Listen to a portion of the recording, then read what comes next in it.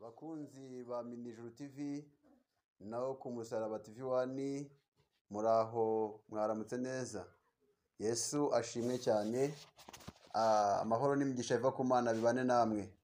Twongeye rero kubaha ikaze kuri Minijuru TV no ku Musaraba TV 1.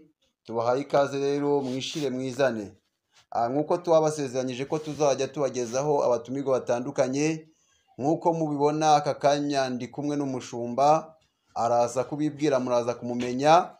Rero niwe tugiye kuza kuganira mu izina rya Yesu. Tubahaye rero ikaze aho muherereye mu mpande enye z'igihugu zitandukanye, abari burasirazuba, amajyaruguru, amajyepfo, iburengerazuba, amajyepfo ndetse n'umujyi wa Kigali n'intara ya Gatandatu diaspora. Tubahaye ikaze mwese aho muherereye mu bihugu bitandukanye. Ni karibu rero mutege amatwi mwumve icyo Imana yateguye kubagezaho binyuze mu mukozi wayo mubona imbere yanyu kuri kamera. Araza kubibwira. Rero tubahaye ikaze mushumba. Murakoze. Murakoze cyane. Wabwira abantu amazina yawe? Amazina yanjye nitwa Missionnaire Nimbona Ezekiel. Nkaba ndi umushumba w'itorero rya Jerusalem Temple.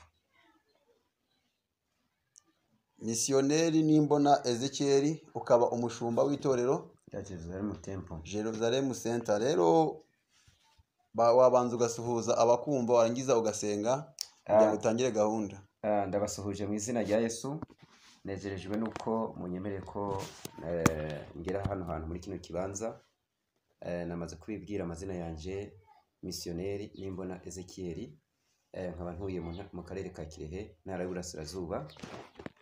Nkaba ndi umukozi w'Imana ukora ivugabutumwa mu bice bitandukanye by'igihugu no hanze yacyo. Hanyuma nababwiye ko ndi umugabo wubatse ufite abana babiri, umuhungu n'umukobwa. Tutizimye amagambo ndumva ari uko nitwa. Reka dusenge Imana. Mana nyir'icyubahiro n'imbaraga, turagushimiye cyane. Tuzamuye icyubahiro cyawe kugira neza bugaca bukira ko utwemere ko dukandagira muri kino kibanza. Duhumeka umwuka w'abazima, tuvuga izina ryawe rikomeye cyane.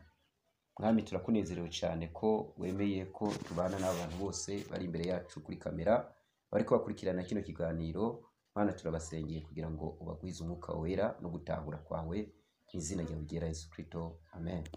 Urakoze cyane. Uratubwiye ngo uri missionnaire. Yego.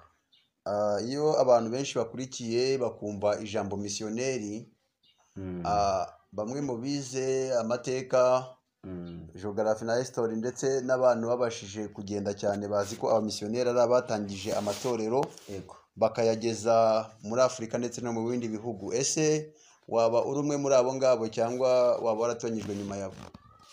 Jewe mu buryo nkora ivugabutumwa ntabwo nkora ivugabutumwa mu buryo bw'amatorero yubatse, ahubwo dukora mu buryo bw'intumwa nk'uko intumwa za mbere zabikora. Urazi ko batanguye ivugabutumwa badafite insengero zubatse. Nanjye natanguye ivugabutumwa mu buryo bw'amatsinda. Nkaba nkorera mu muryango bita Ottawa to Rwanda, ukorera muri Canada. Ubwo ndi umuvugabutumwa muri uwo muryango. Nkora ivugabutumwa ryo gushinga amatsinda y'abantu babiri cyangwa batatu, kuko itorero rya mbere ryavuga babiri cyangwa batatu, ni nako Kristo yasize abibwiye intumwa. Ubwo ese bihurira he ko hari abo twumva cyangwa se tuzi bafite titre za apotre bitwa intumwa? Aho nawe waba uri muri abo ngabo cyangwa ni mu buryo bw'ivugabutumwa? Twebwe ivugabutumwa turikora nk'uko intumwa za mbere zakora. Tugenda dukora ivugabutumwa ryo kugenda ridasaba inyubako. Ivugabutumwa rishobora gukorera mu karere kariko kose, kandi dushobora gukora mu gihe twaba twicaye turiko turafungura dusangira na bene data, tubasha kwigishanya kandi tukabasha gusengeranira tubifashijwe n'umwuka wera, nk'uko itorero rya mbere ryatanguye. Uko tubisoma mu gitabo cy'ibyakozwe n'intumwa ni ibice 5:12 haravuga yuko abigishwa ba mbere basengera mu ibaraza rya Salomo, kandi icyo gihe ngo bitangaza n'ibimenyetso ngo byarushiza gukoreka cyane, ngo bikiyongera kandi bidasaba yuko bari bafite inyubako. Ubwo rero twebwe ivugabutumwa ryacu turikora mu buryo bwo kubwiriza abantu no mu buryo bwo gusengera abantu bakabohoka kandi dushobora kubikorera mu rugo mu ngo zacu, cyangwa se tukabikorera n'ahandi hantu ari hose, haba mu nzira cyangwa mu ngo zacu. urakoze ati haba mu nzira cyangwa mu ngo zacu. Mu mujyi wa Kigali, za Nyabugogo n'ahandi hantu henshi hatandukanye tuhasanga abantu bavuga ubutumwa bita bakavuzanduru, bagenda mu mayira no mu mihanda babwiriza. Hari n'abo dusanga bajya kwa muganga bakajya gusengera abarwayi bavuga ko Imana yabatumye kubasengera. Ese waba uri umwe muri abo? Oya, jewe ntabwo ndi kavuzanduru. Nshobora kuganira ijambo ry'Imana nawe turi mu muhanda tugenda turi abantu babiri, cyangwa nkakubwiriza twebwe twicaye dutuze, kuko umuhamagaro wanje ntabwo uvuga mu buryo butuje, ariko mu buryo bufite na gahunda. Ubwo ushatse kumbwira ko naguri nkabo wowe ubwira umuntu wakwemereye ko umubwira? Umuntu ndabanza kuganira, hanyuma maze kunyemerera tukaganira ubutumwa bwiza, cyaba ngombwa nkamusengera, nkamuyobora mu rugendo rugana mu ijuru. Ukamuyobora mu rugendo rugana mu ijuru. Ese ukurikije uko bivuze, uvuze ko mwebwe mudakorera mu nsengero, cyangwa ndibeshye? Twebwe mu nsengero dukoreramo ko tugira aderese, kuko navuze ko ndi umushumba w'itorero rya Jerusalem Temple Mahama. Ariko umuhamagaro w'ivugabutumwa nkora utandukanye n'umuhamagaro wo guhamagarirwa mu nsengero, kuko nsanzwe nkora ivugabutumwa ndi mu rugo iwanje, kuko ubutumwa bwiza buhera kuri babiri kuzamuka. Ubwo rero iyo mbonye abantu babiri tubasha kuganira ubutumwa, nkabona uburyo bwo kumwigisha, nkamuyobora ubutumwa bwiza bwa Yesu Kristo, nkabumubwira nisunze uko intumwa za mbere zakora, uhereye mbere na mbere kuva mu kinjana cya mbere kugera mu kinjana cya 300. Bishatse kuvuga ko ntago bivuze ko ivugabutumwa ukora ribangamira insengero? Ivugabutumwa nkora ntabwo risohora abantu mu nsengero, kandi ivugabutumwa nkora nta nubwo ribangamira leta. Wavuze umurongo mwiza nakunze uri mu byakozwe n'intumwa, utubwira uburyo ki intumwa zakoraga. Aho nashatse kukubazaho ibibazo, ariko nanjye kuko nasomye Bibiliya nkaba ndi n'umuvugabutumwa, nsanga aho nta kibazo nabona nakubazaho. Ese uwo murongo koko uwufite neza, ni iyihe nama waha abashumba cyangwa abandi bantu bakora umurimo w'Imana bijyanye na misiyo Yesu yaguhaye gukora? Inama naha abashumba canke abandi bavugabutumwa bagenzi banje bijyanye na misiyo Yesu yaduhamagariye gukora, ni ukuvuga Yesu yabwiye abigishwa be ko bagomba kuvuga ubutumwa i Samariya, Yudaya, kugera ku mpera y'isi. Hanyuma mbona ubutumwa butagira urubibe, rutagira idini runaka aho bugarukira. Mbona ubutumwa bwagutse, kuko ubutumwa ntabwo ari mpaka tubukoreye mu nsengero runaka cyangwa mu nyubako runaka, kuko mu muhamagaro wa Yesu cyangwa uko intumwa za mbere zabitegekwa, iyo baza kubaka urusengero kugeza n'uyu munsi ntabwo baba baragera hano mu Rwanda cyangwa muri bino bihugu bya Afurika. Ati uko intumwa zakoraga n'abamisiyoneri, iyo baza kubaka insengero ntabwo byari kugera mu Rwanda cyangwa muri Afurika. Icyo ni kimwe. Ese wowe iyo ukurikiranye usanga kuba abantu bubaka insengero bakaba mu nsengero ntibajye kubwiriza ubutumwa bituruka kuki? Impamvu bamwe bubaka insengero kugira ngo batagenda kubwiriza ubutumwa, ni bya bindi Yesu yavuga ngo mutirundaniriza ubutunzi bwanyu ahantu hamwe. Ni ukuvuga ni nko kurundanya ubutunzi ahantu hamwe, kandi twakagomba kubuhereza ku bantu benshi.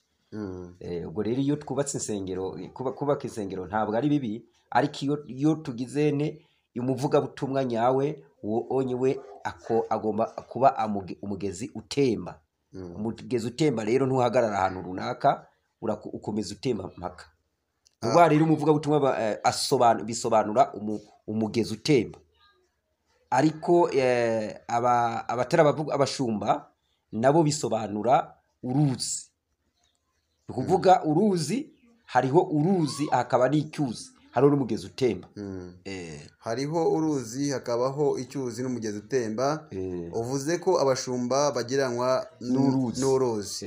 Ese abamisiyoneri bagiranwa n'iki? Abamisiyoneri nibo bavuga butumwa mpuzamahanga. Abamisiyoneri rero batembesha ubutumwa kugeza igihe buzashikirwa no kuri impera y'isi, ku mpera y'isi. Ego nyakubahwa misiyoneri. Yego. Nanjye ko mvuga ubutumwa, ubwo naba ndi misiyoneri? Birashoboka ko uri misiyoneri, kuko sinavuga ko utari we, ariko bisaba ko uba warabiherewe inshingano cyangwa se warabihuguriwe kugira ngo ube uwo misiyoneri cyangwa se ufite uwo muhamagaro ugaragara ko wabasha gutembesha ubwo butumwa bwiza. Umuntu se yiyumvamo uwo muhamagaro, inama wamugira cyangwa kumwuriyata kugira ngo abashe kubitonyirizwa, wamugira iyihe nama? Inama ni uko umuhamagaro niba usanzwe wumva ugomba kuwutangira kuwukora ako kanya ukiwumva. Hanyuma ni ukuvuga umuhamagaro, kuko wamaze kumva ko ufite uwo muhamagaro ugomba kubanza kuwuhera ku bantu bakwegereye, hanyuma ukawushikana no ku bandi bantu bari kure yawe. Byaba bihuye na rya jambo rivuga ngo itorero rihera mu rugo? Birahuye n'ijambo rivuga ngo itorero rihera mu rugo, kuko ntabwo waza gutembesha amazi utayakuye ku isoko. Mushumba misiyoneri, tugize amahirwe yo guhura nawe.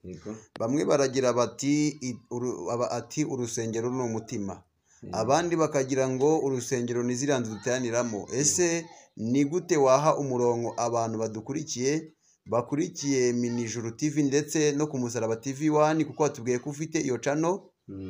Turaza no kuguha umwanya uyisobanure, ariko uyu mwanya ntabwo turagira umwanya wo kwisobanura, ahubwo turacyaganira kugira ngo abantu icyo baza kumvamo bakeneye ko tuzabasobanuriraho baze kwandika muri komanteri, aho baragana ku Musaraba bayandike, ndetse no kuri Minijuru TV bayandike, kugira ngo tuzabashe gukora ibiganiro bishingiye ku biganiro twagiye tugirana. Turi kuganira kuri byinshi kuko nakwakiriye kugira ngo tukumenye uri muntu ki, kandi nawe umaze kutwibwira. None wowe ni gute ubona abo bantu bavuga ngo urusengero ni umutima, abandi bakavuga ngo ni inzu iriya duteraniramo? Ese wowe ubyumva ute, ubibona ute? Ayo magambo Yesu yasobanuye urusengero, ariko aganira n'abigishwa be, ubwo turaza kubaha icyanditswe, ariko yabwiye abigishwa aravuga ngo mutanduza inzu y'Imana, kuko umubiri wanyu ari urusengero rw'umwuka wera. Byumvikane ko itorero rya Kristo ntabwo riri mu isi y'umubiri, riri mu isi y'umwuka. Yani magambo, Yesu ubwe ntabwo yatanguje ubutumwa bwiza ategekanya kubaka insengero z'amabuye, kuko abigishwa barasanze Yesu muri Matayo 19 bamwereka inyubako y'i Yerusalemu, arangije arababwira ati ntimubona ibi byose byubatse, ntabwo nzagaruka bitarasenyurirwa hasi.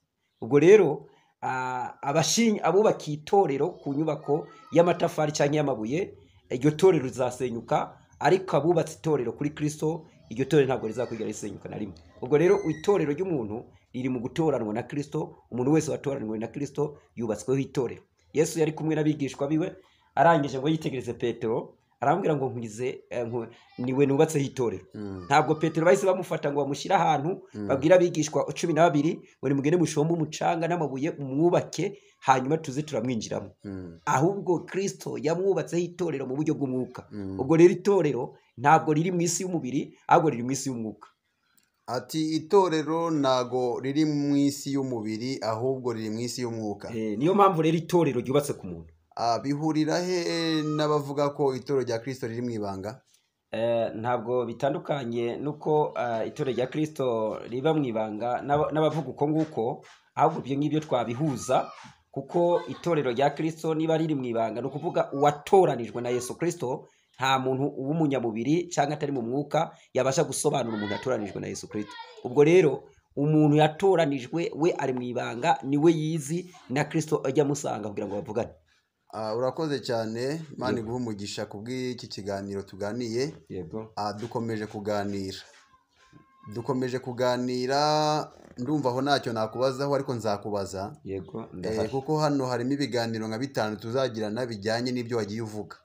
Abadukurikiye bakurikiye ku Musaraba TV 1 n'abakurikiye Minijuru TV, bandike komanteri ufite icyo ashaka ko tuzabaza uyu mushumba mu bijyanye n'ibyo amaze kuvuga, akivugeho kugira ngo tuzabashe kugira aho tuzaganira. Ntago navuze ngo ukoreshe biriya cyane, ntago navuze ngo usobanure cyane, nagize ngo banze utubwire ibijyanye n'ibyo twashaka kukubaza.